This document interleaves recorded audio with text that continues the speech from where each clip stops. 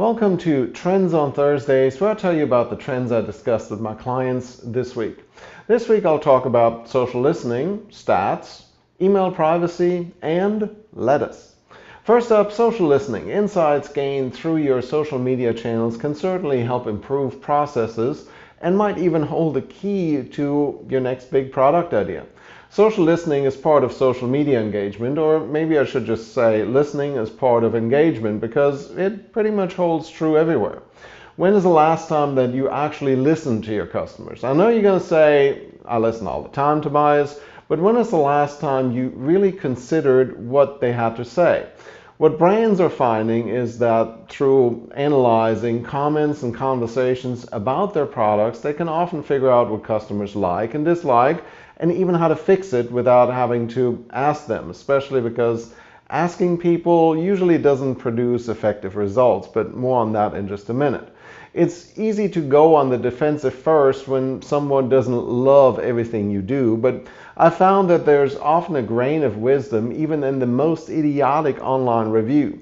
Bonus tip, if you're hot-headed, like some of my clients tend to be, have someone analyze those comments for you, because they can also drive you up the wall.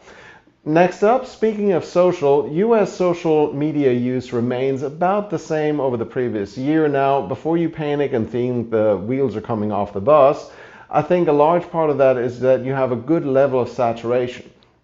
YouTube is at 73%, Facebook at 69%, Instagram at 37%, and still climbing. So there's a level where you won't get much growth year over year. The fact remains that between YouTube, Instagram, Facebook, Twitter, LinkedIn, and all the others, I can reach a majority of the population, and that's really what matters.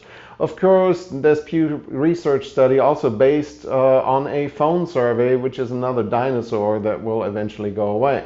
The problem with phone surveys and polls is that they rely on A, me answering the phone, B, me being willing to take a survey, and C, being honest.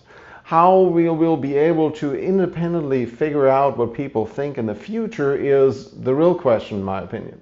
Next up, email addresses and privacy. People's email addresses are not always public. Matter of fact, some are pretty hard to come by, and that can be a good thing. There's obviously a balance between being impossible to find and being reachable if somebody wants to do business, but other people giving out your personal email address just isn't okay. Someone in the UK government recently sent an email to 240 people, but didn't put those email addresses in the BCC box, which would have hidden them from the other recipients. Instead, they sent everyone basically a list of everyone else's email address.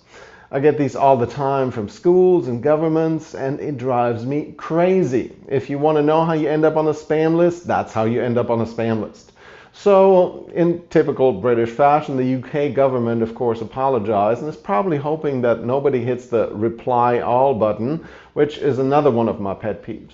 When sending emails, think through first and consider what could go wrong. One more, IKEA is growing lettuce literally at their stores.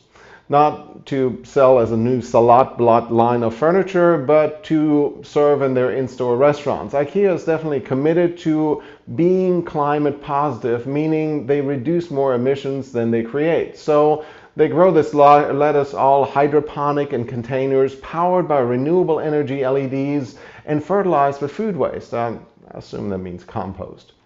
One container holds 3,600 heads of lettuce and uses 90% less water than growing crops in the field. Knowing how much waste disposal can run, I think reusing some that might otherwise be thrown out certainly makes sense. What can your business learn from that? What can you do with something that would otherwise be thrown away or cost to dispose of? What can you do yourself, perhaps with labor that's there anyways, instead of buying? How can you leave the planet a little bit better off than what you found it this morning? That's the real question, in my opinion, because at the end, we all can do a little and get a lot done.